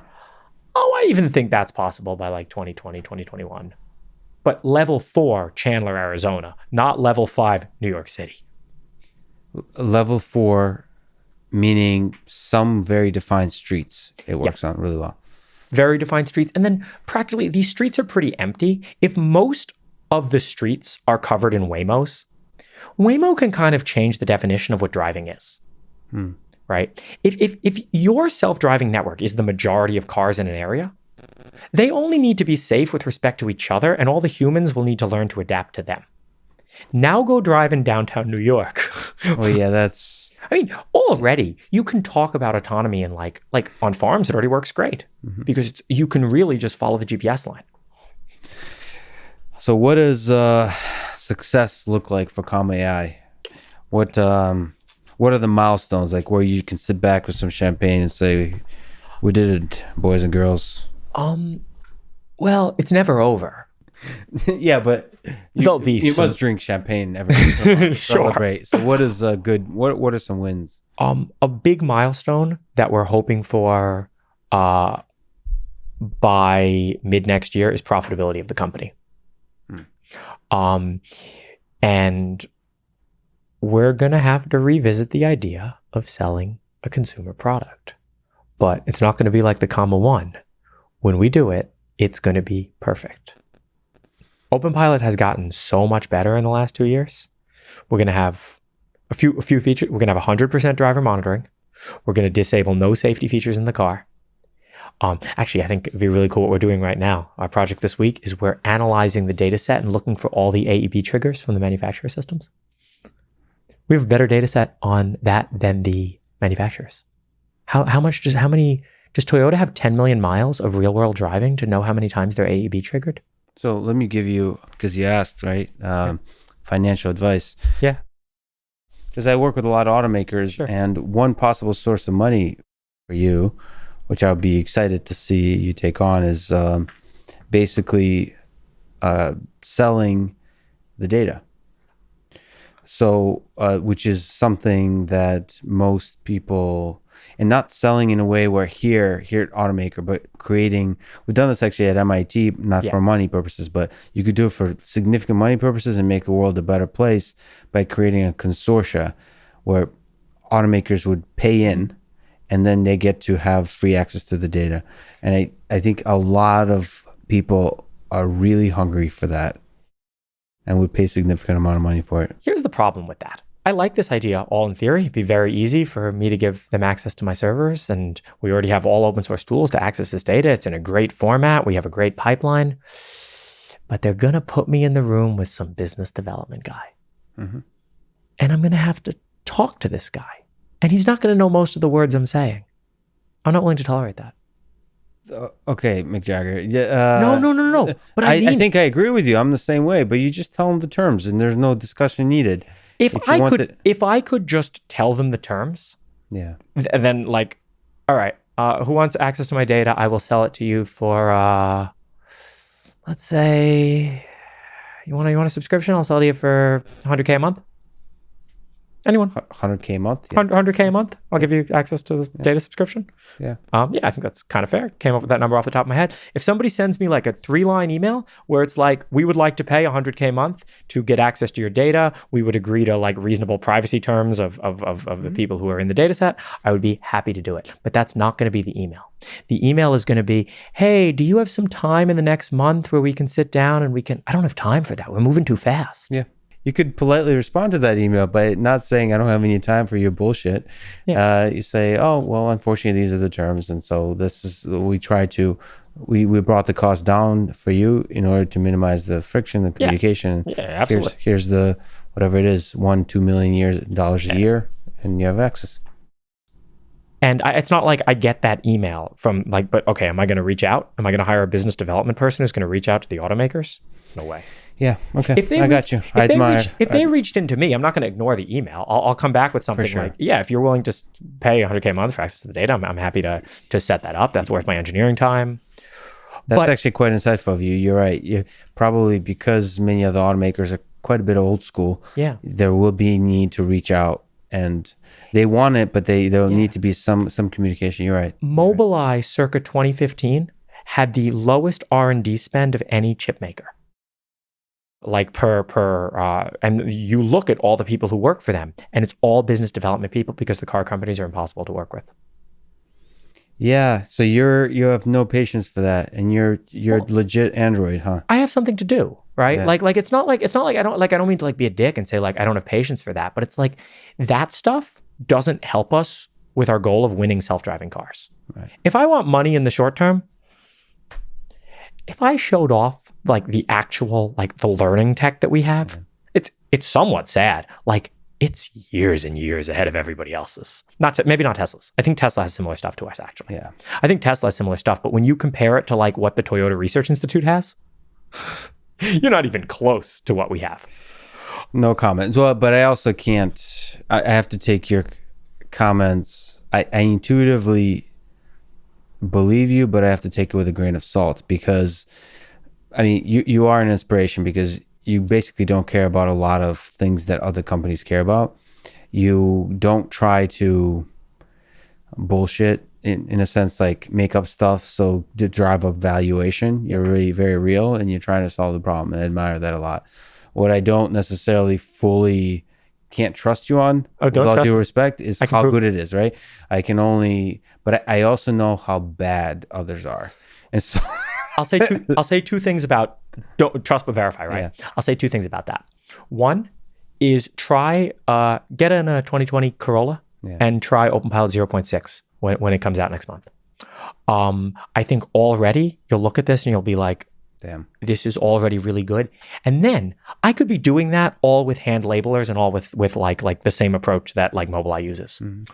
When we release a model that no longer has the lanes in it, that only outputs a path, then think about how we did that machine learning. And then right away, when you see, and that's going to be an OpenPilot before 1.0. When you see that model, you'll know that everything I'm saying is true, because how else did I get that model? Good. You know, what I'm saying is true about the simulator, right? Yeah. This is super exciting. That's super exciting. And but like, you know, I listened to your talk with Kyle, and Kyle was originally building the aftermarket system, and he gave up on it because of technical challenges. Yeah. Because of the fact that he's going to have to support 20 to 50 cars. We support 45. Because what is he going to do when the manufacturer ABS system triggers? We have alerts and warnings to deal with all of that and all the cars. And how is he going to formally verify it? Well, I got 10 million miles of data. It's probably better verified than the spec. Yeah, I'm glad you're here talking to me. This is, I'll remember this day. Because it's interesting. If you look at Kyle's from Cruise, I'm sure they have a large number of business development folks, and he's working with GM. You could work with Argo AI, working with Ford. It's interesting because chances that you fail, business-wise, like bankrupt, are pretty high. Yeah. No. And yet it's the Android model is you're actually taking on the problem. So that's really inspiring. I mean, well, I have a long-term way for Comma to make money too. And one of the nice things when you really take on the problem, which is my hope for Autopilot, for example, is things you don't expect, ways to make money or create value that you don't expect will pop up.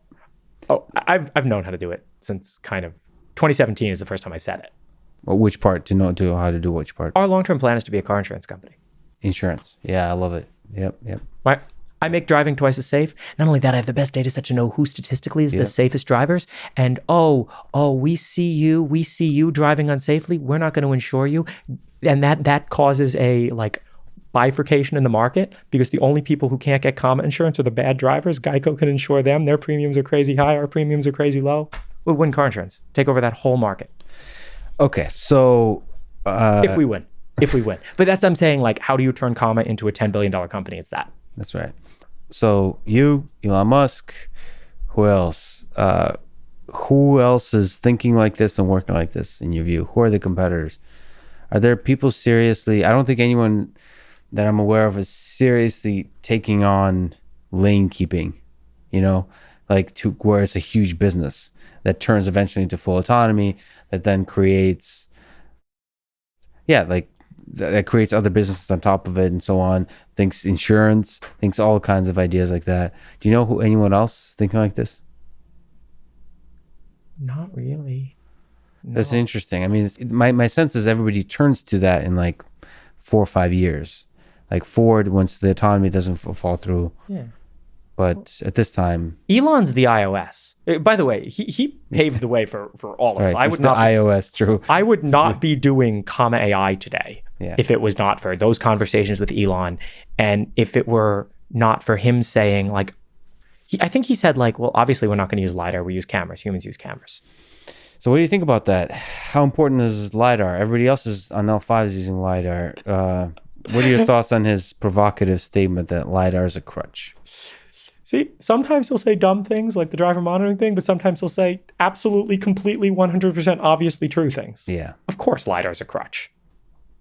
not even a good crutch. You're not even using it. Oh, they're using it for localization. Yeah.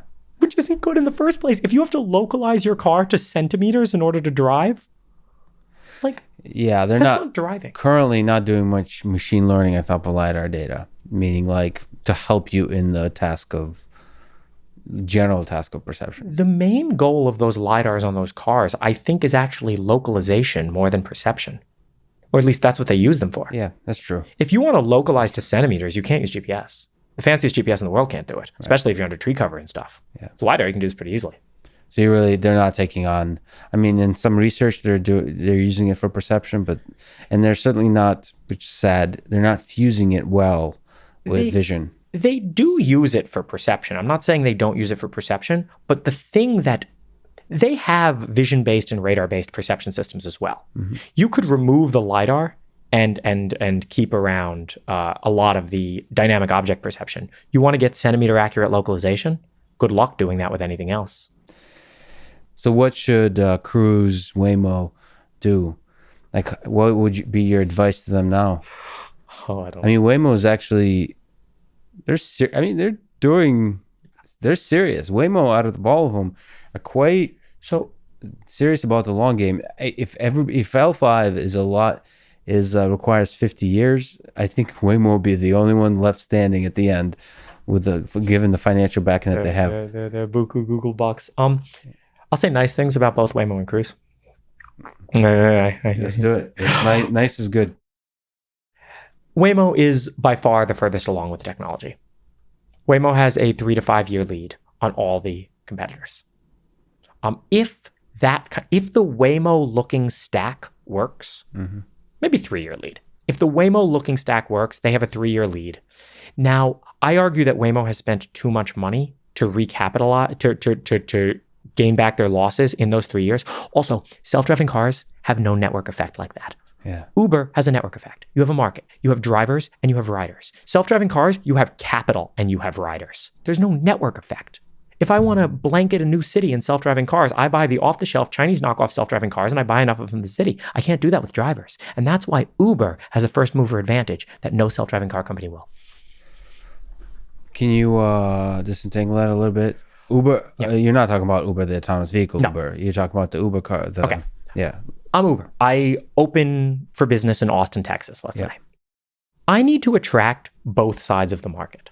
I need to both get drivers on my platform and riders on my platform. And I need to keep them both sufficiently happy, right? Yeah. Riders aren't going to use it if it takes more than 5 minutes for an Uber to show up. Drivers aren't going to use it if they have to sit around all day and there's no riders. So you have to carefully balance a market. Yeah. And whenever you have to carefully balance a market, there's a great first mover advantage because there's a switching cost for everybody, right? The drivers and the riders would have to switch at the same time.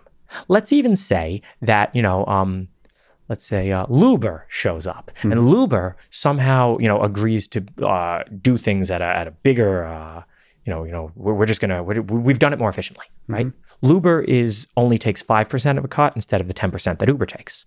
No one is going to switch because the switching cost is higher than that 5%. So you actually can, in markets like that, you have a first mover advantage. Yeah. Autonomous vehicles of the level 5 variety have no first mover advantage. If the technology becomes commoditized, say I want to go to a new city, look at the scooters. It's going to look a lot more like scooters. Every person with a checkbook can blanket a city in scooters, and that's why you have 10 different scooter companies. Yeah. Which one's going to win? It's a race to the bottom. It's a terrible market to be in because there's no market for scooters. Because the scooters don't get a say in whether they want to be bought and deployed to a city or not. Right. So we're going to entice the scooters with subsidies and deals. And so whenever you have to invest that capital, it doesn't come back. Yeah. That can't be your main criticism of the Waymo approach. Oh, I'm saying even if it does technically work. Even if it does technically work, that's a problem. Yeah. I don't know. If I were to say, I would say, you're already there. I haven't even thought about that, but I would say the bigger challenge is the technical approach. So Waymo's Cruise is, and not just the technical approach, but of creating value. I still don't understand how you beat Uber, the human-driven cars, in terms of financially. It doesn't. it doesn't make sense to me that people want to get in an autonomous vehicle. I don't understand how you make money. In the long term, yes, like real long term. But it just feels like there's too much capital investment needed. Oh, and they're going to be worse than Ubers because they're going to stop for every little, thing everywhere. I'll say a nice thing about Cruise. That was my nice thing about Waymo. Okay. They're 3 years ahead of Wait, what was the nice? Oh, because they're 3 years technically ahead of everybody. Yeah. Their tech stack is great. My nice thing about Cruise is GM buying them was a great move for GM. For $1 billion, GM bought an insurance policy against Waymo. They put Cruise is 3 years behind Waymo. Mm-hmm. That means Google will get a monopoly on the technology for at most 3 years. And the technology works.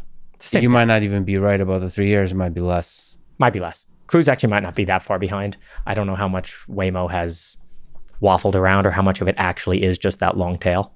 Yeah, okay. If that's the best you could say in terms of nice things, that's more of a nice thing for GM that's a smart insurance policy. It's a smart insurance policy. I mean, I think that's how I can't see Cruise working out any other.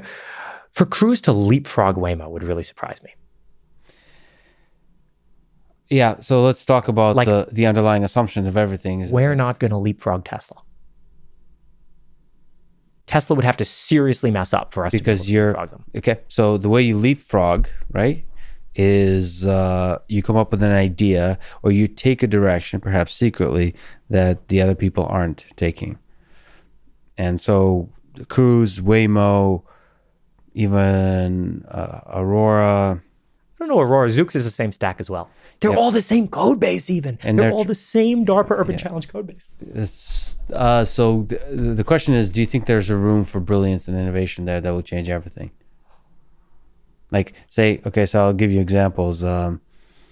It could be if a revolution in mapping, for example, that allow you to map things, do HD maps of the whole world, all weather conditions somehow really well, or revolution in simulation, well, to where the what you said before becomes incorrect. That kind of thing. Any room for breakthrough innovation? What I said before about they actually get the whole thing. Well, I'll say this about we divide driving into three problems, and I actually haven't solved the third yet, but I have an idea how to do it. So there's the static. The static driving problem is assuming you are the only car on the road. Right? And this problem can be solved 100% with mapping and localization. Yeah. This is why farms work the way they do. If all you have to deal with is the static problem, and you can statically schedule your machines, right? It's the same as like statically scheduling processes. You can statically schedule your tractors to never hit each other on their paths, right? Because you know the speed they go at. So that's the static driving problem. Maps only helps you with the static driving problem. Yeah. The question about static driving, you just made it sound like it's really easy. Static driving is really easy. How easy? How well? Because the whole drifting out of lane. When Tesla drifts out of lane, it's failing on the fundamental static driving problem. Tesla is drifting out of lane. The static driving problem is not easy for the world. The static driving problem is easy for one route. One route in one weather condition with one state of lane markings and no deteration, no cracks in the road. No, I'm assuming you have a perfect localizer. So that's solved for the weather condition and the lane marking condition. But that's the problem is how do you have a perfect localizer? You can build perfect localizers are not that hard to build. Okay, come on now. With LiDAR. With LiDAR, yeah. Oh, with LiDAR, okay. With LiDAR, yeah. But you use LiDAR, right? Use LiDAR, build a perfect localizer. Building a perfect localizer without LiDAR, it's gonna be hard. You can get 10 centimeters without LiDAR, you can get 1 centimeter with LiDAR. I'm not even concerned about the 1 or 10 centimeters. I'm concerned if every once in a while you're just way off. Yeah, so this is why you have to carefully make sure you're always tracking your position. You want to use LiDAR camera fusion, but you can get the reliability of that system up to 100,000 miles, and then you write some fallback condition where it's not that bad if you're way off, right? I think that you can get it to the point it's like ASL-D, that you're never in a case where you're way off and you don't know it. Yeah. Okay, so this is brilliant. So that's the static. Static. We can, especially with LiDAR, and good HTML maps, you can solve that problem. Easy.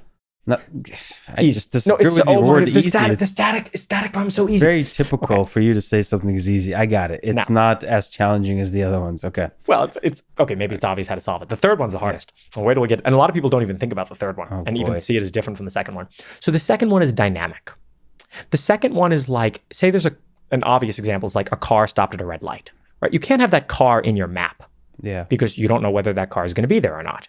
So you have to detect that car in real time. And then you have to, do the appropriate action, right? Also, that car is not a fixed object. That car may move, and you have to predict what that car will do, right?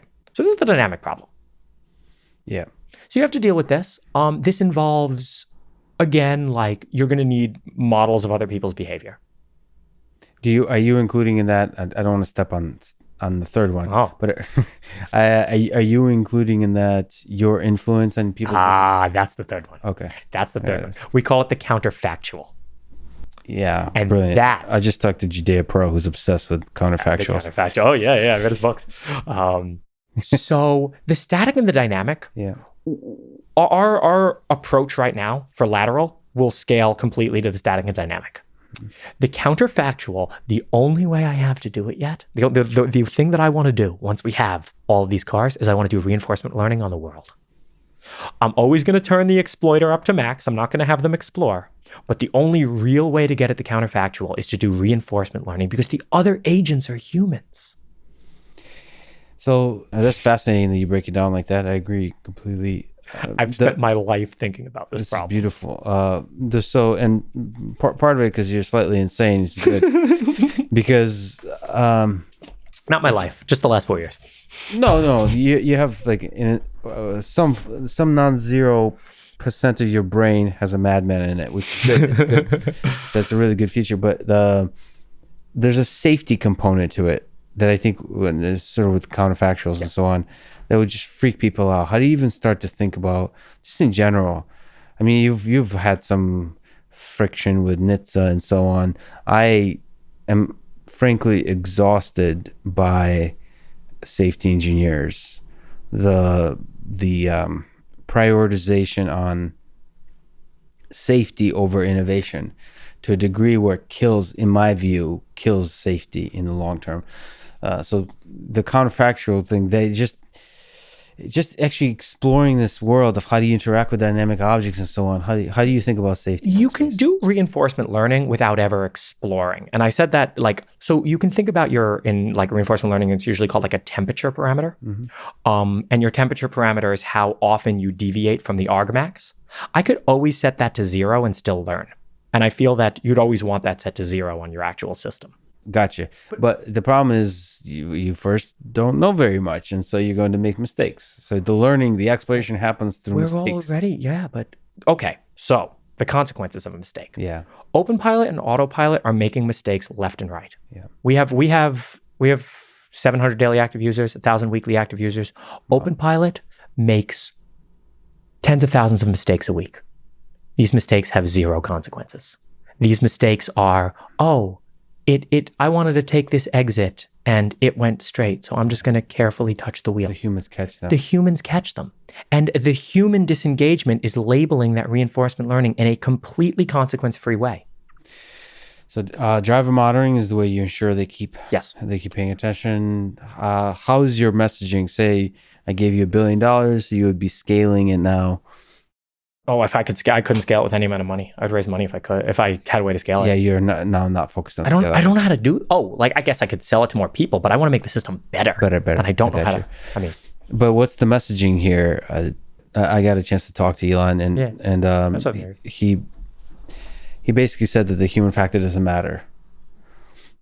The human doesn't matter because the system will perform. There'll be sort of a, sorry to use the term, but like a singularity, like a point where it gets just much better.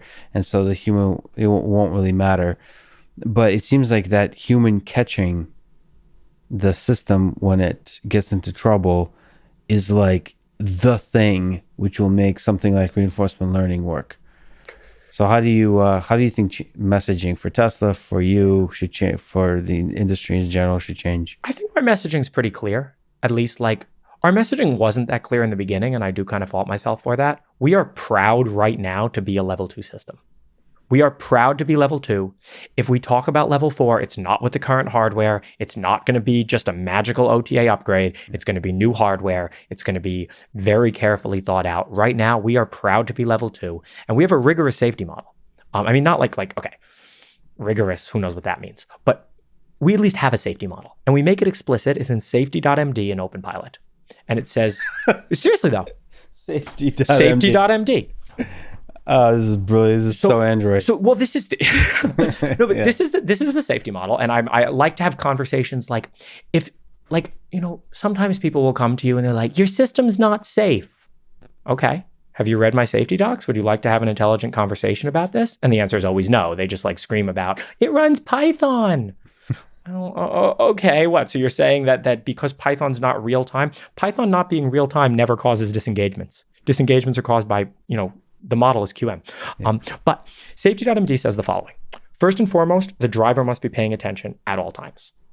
I still consider the software to be alpha software until we can actually enforce that statement, but I feel it's very well communicated to our users.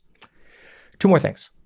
One is the user must be able to easily take control of the vehicle at all times. Mm-hmm. So if you step on the gas or brake with OpenPilot, it gives full manual control back to the user, or press the cancel button. Step 2, the car will never react so quickly. We define so quickly to be about 1 second, that you can't react in time. And we do this by enforcing torque limits, braking limits, and acceleration limits. So we have our torque limit's way lower than Tesla's. This is another potential. If I could tweak Autopilot, I would lower their torque limit and I would add driver monitoring. Because Autopilot can jerk the wheel hard. Yeah. OpenPilot can't. We limit, and all this code is open source, readable, and I believe now it's all MISRA C compliant too. What's that mean? MISRA is like the automotive coding standard. Okay. At first, I've come to respect. I've been reading like the standards lately, and I've come to respect them. They're actually written by very smart people. Yeah, they're brilliant people actually. Yeah. They have a lot of experience. They're sometimes a little too cautious, but in this case, it pays off. MISRA is written by like computer scientists, and you can tell by the language they use. You can tell by the language they use. They talk about like whether certain conditions in MISRA are decidable or undecidable.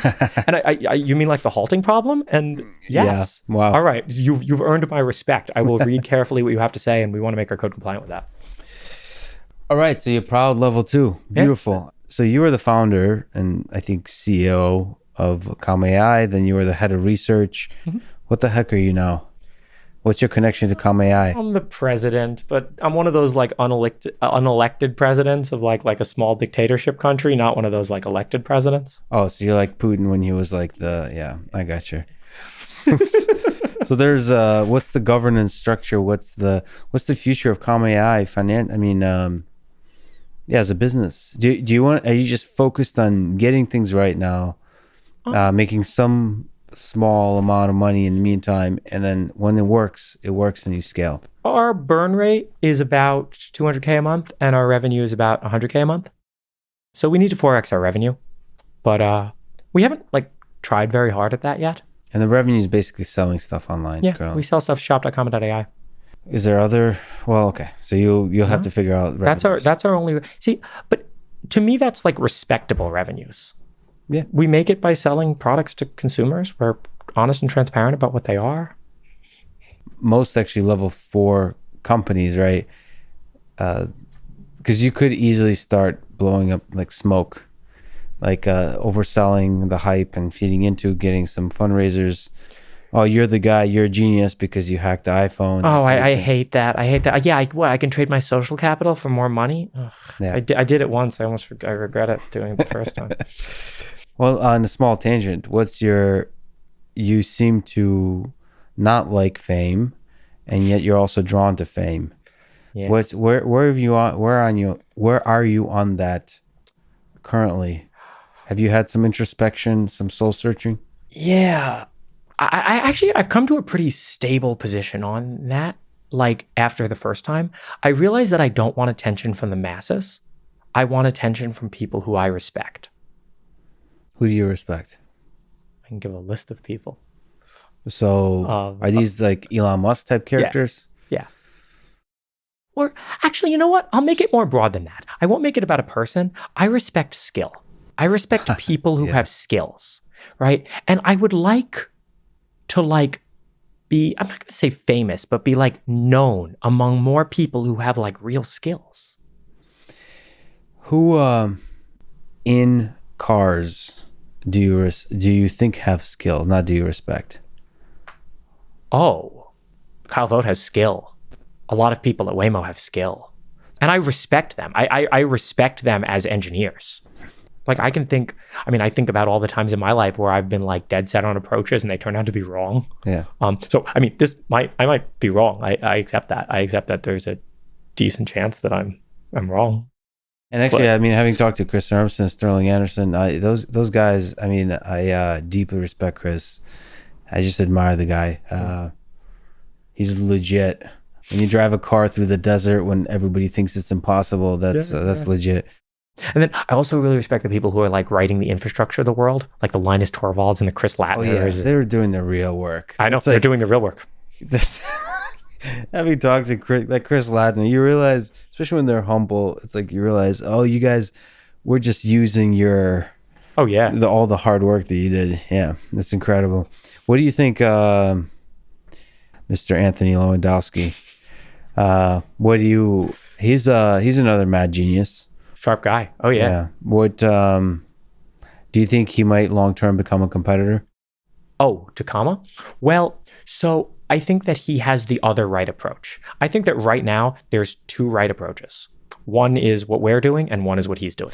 Can you describe, I think it's called Comma.ai. He started a new thing. Do you know what the approach is? I actually don't know. Embark is also doing the same sort of thing. The idea is almost that you want to, so I can't partner with Honda and Toyota. Honda and Toyota are like 400,000 person companies. It's not even a company at that point. Like I don't think of it like, I don't personify it. I think of it like an object. But a trucker drives for a fleet, maybe that has like, some truckers are independent. Some truckers drive for fleets with 100 trucks. There are tons of independent trucking companies out there. Start a trucking company and drive your costs down. Or figure out how to drive down the cost of trucking. Another company that I really respect is Nauto. Actually, I respect their business model. Nauto sells a driver monitoring camera, and they sell it to fleet owners. That's right. If I owned a fleet of cars and I could pay $40 a month to monitor my employees, this is it like reduces accidents 18%. Yeah. It's so like that. In the space, that is like the business model that I like most respect, because they're creating value today. Yeah, which is that's a huge one. Is how do we create value today with some of this? And the lane keeping thing is huge. And it sounds like you're creeping in or full steam ahead on the driver monitoring too. Yeah, which I think actually where the short term value, if you can get it right. I still I'm not a huge fan of the statement that everything has to have driver monitoring. I agree with that completely, but that statement usually misses the point that to get the experience of it right is not trivial. Oh, no, not at all. In fact, so right now we have, I think the timeout depends on speed of the car, but we want to depend on like the scene state. If you're on like an empty highway, it's very different if you don't pay attention than if like you're like coming up to a traffic light. And long term, it should probably learn from the driver, because I watched a lot of video. We've built a smartphone detector just to analyze how people are using smartphones, and people are using it very differently. And there's interesting. So texting styles. We haven't watched nearly enough of the videos. We have. Yeah. I got millions of miles of people driving cars. In this moment, I spend a large fraction of my time just watching videos, because it's never fails to learn.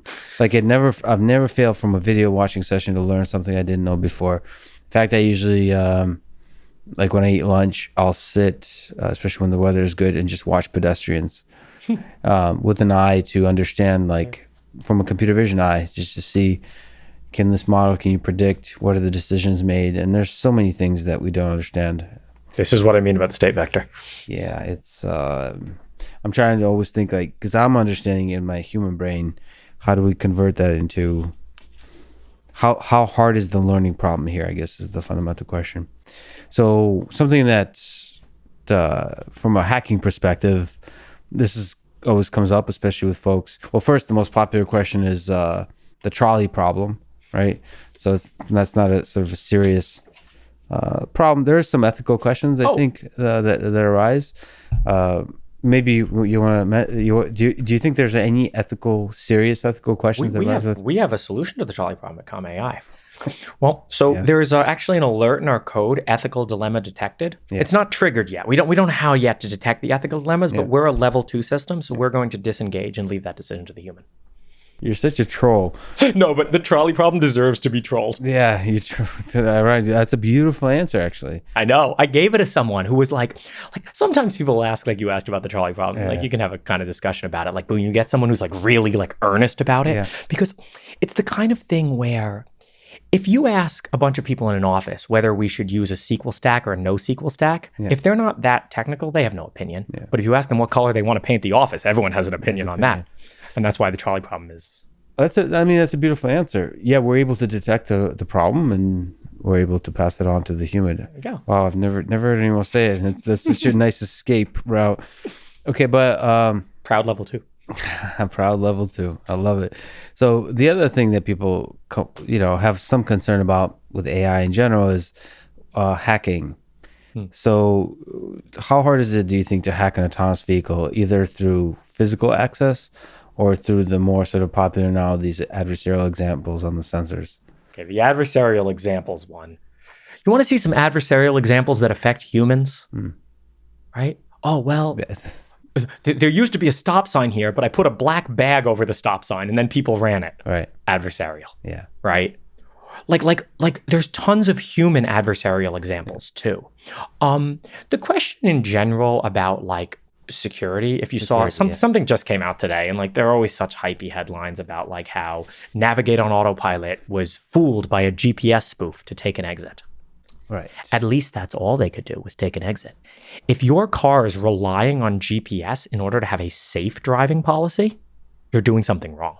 If you're relying, and this is why V2V is such a terrible idea. V2V now relies on both parties getting communication right. This is not even, so I think of safety. Security is like a special case of safety, right? Yeah. Safety is like, we put a little, piece of caution tape around the hole so that people won't walk into it by accident. Security is I put a 10-foot fence around the hole so you actually physically cannot climb into it with barbed wire on the top and stuff, right? So, like, if you're designing systems that are, like, unreliable, they're definitely not secure. Your car should always do something safe using its local sensors. Right. And then the local sensor should be hardwired. And then could somebody hack into your CAN bus and turn your steering wheel and your brakes? Yes, but they could do it before Comma.ai too. So let's think out of the box on some things. So do you think teleoperation has a role in any of this? So remotely stepping in and controlling the cars? No, I think that if the safety operation by design requires a constant link to the cars, I think it doesn't work. So that's the same argument you're using for V2I, V2V? Well, there's a lot of non-safety critical stuff you can do with V2I. I like V2I. I like V2I way more than V2V because V2I is already like, I already have internet in the car, right? There's a lot of great stuff you can do with V2I. Like, for example, you can, I already have V2I. Waze is V2I. Right? Waze can route me around traffic jams. That's a great example of V2I. Right? And then, the car automatically talks to that same service. Like, so it's improving the experience, but it's not a fundamental fallback for safety. No, if any of your things that require wireless communication are more than QM, like have an ASIL rating, you shouldn't be. You previously said that life is work. Yeah. And that you don't do anything to relax. So how do you think about hard work? What do you think it takes to accomplish great things? There's a lot of people saying that there needs to be some balance. You need to, in order to accomplish great things, you need to take some time off, you need to reflect and so on.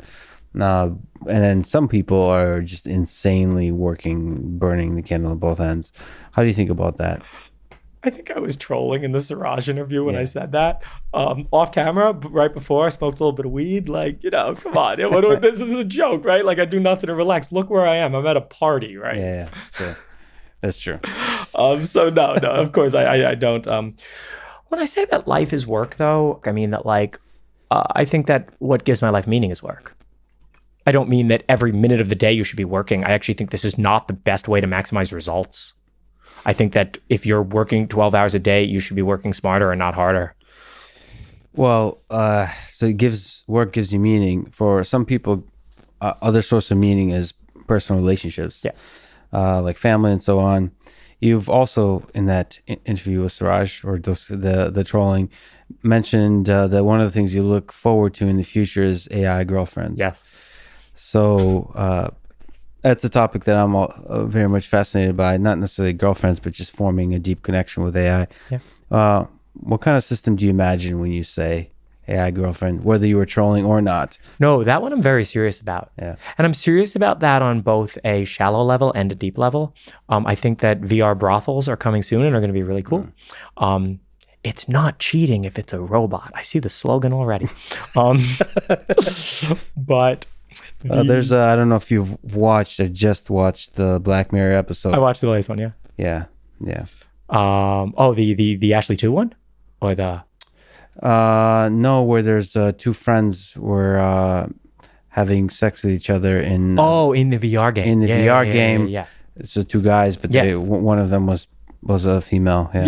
Yeah, Which is another mind-blowing concept, that in VR you don't have to be the form.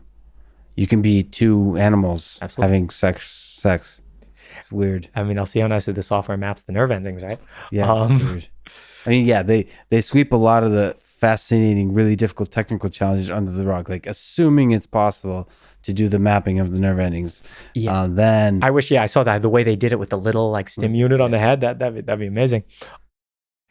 So, no, on a shallow level, like you could set up like almost a brothel with like real dolls and Oculus Quests. Right. Write some good software. I think it'd be a cool novelty experience. But no, on a deeper like emotional level, I mean, yeah, I would really like to fall in love with a machine. Do you see yourself having a long-term relationship of the kind monogamous relationship that we have now with a robot, with a AI system, even not even just a robot? So I think about maybe my ideal future. When I was 15, I read Eliezer Yudkowsky's early writings on the singularity and like that AI is going to surpass human intelligence massively. He made some Moore's Law-based predictions that I mostly agree with. And then I really struggled for the next couple years of my life. Like, why should I even bother to learn anything? It's all going to be meaningless when the machines show up. Right. Maybe when I was that young, I was still a little bit more pure and really like clung to that. And then I'm like, well, the machines ain't here yet, and I seem to be pretty good at this stuff. Let's try my best, like what's the worst that happens? But the best possible future I see is me sort of merging with the machine. And the way that I personify this is in a long-term monogamous relationship with a machine. Oh, you don't think there's a room for another human in your life if you really truly merge with another machine? I mean, I see merging. I see like the best interface to my brain is like the same relationship interface to merge with an AI, right? What does that merging feel like? I've seen couples who've been together for a long time, and like I almost think of them as one person. Like couples who spend all their time together, and that's fascinating. You're actually putting what does that merging actually looks like? It's not just a nice channel. Like a lot of people imagine it's just an efficient search link to Wikipedia or something. I don't believe in that. But it's more, you're saying that there's the same kind of relationship you have with another human. That's a deep relationship. That's what merging looks like. That's pretty. I don't believe that link is possible. I think that link. So you're like, oh, I'm going to download Wikipedia right to my brain. Yeah. My reading speed is not limited by my eyes. Yeah. My reading speed is limited by my inner processing loop. Yeah. And to like bootstrap that sounds kind of unclear how to do it and horrifying. But if I am with somebody, and I'll use a somebody, who is making a super sophisticated model of me and then running simulations on that model. I'm not going to get into the question whether the simulations are conscious or not. I don't really want to know what it's doing. But using those simulations to play out hypothetical futures for me, deciding what things to say to me to guide me along a path. And that's how I envision it. So on that path to AI of superhuman level intelligence, you've mentioned that you believe in the singularity, that singularity is coming. Yeah. Again, could be trolling, could be not, could be part. I don't know. All trolling has truth in it. I don't know what that means anymore. What is the singularity? So that's really the question. How many years do you think before the singularity, what form do you think it will take? Does that mean fundamental shifts in capabilities of AI? Does it mean some other kind of ideas? Maybe it's just my roots, but so I can buy a human being's worth of compute for like $1 million today. It's about one TPU pod v3. I think they claim 100 petaflops. Yeah. That's being generous. I think humans are actually more like 20, so that's like 5 humans. That's pretty good. Google needs to sell their TPUs.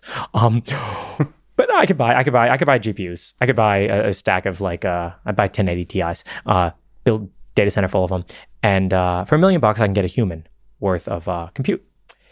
But when you look at the total number of flops in the world, when you look at human flops, which goes up very, very slowly with the population, and machine flops, which goes up exponentially, but it's still nowhere near. I think that's the key thing to talk about when the singularity happened. When most flops in the world are silicon and not biological, that's kind of the crossing point. Like they're now the dominant species on the planet. And just looking at how technology is progressing, when do you think that could possibly happen? Do you think it would happen in your lifetime? Oh yeah, definitely in my lifetime. I've done the math. I like 2038 because it's the Unix timestamp rollover. Yeah, beautifully put. So you've said that the meaning of life is to win. If you look 5 years into the future, what does winning look like? So there's a lot of, I can go into like technical depth to what I mean by that, to win. It may not mean, I was criticized for that in the comments. Like, doesn't this guy want to like save the penguins in Antarctica? Or like, look, man, you know, listen to what I'm saying. I'm not talking about like I have a yacht or something. Yeah. I am an agent. I am put into this world. And I don't really know what my purpose is. But if you're a reinforcement, if you're an intelligent agent and you're put into a world, what is the ideal thing to do? Well, the ideal thing mathematically, you can go back to like some Schmidt-Hoover theories about this, is to build a compressive model of the world, to build a maximally compressive, to explore the world such that your exploration function maximizes the derivative of compression of the past. Schmidt-Hoover has a paper about this. Mm-hmm. And like, I took that kind of as like a personal goal function.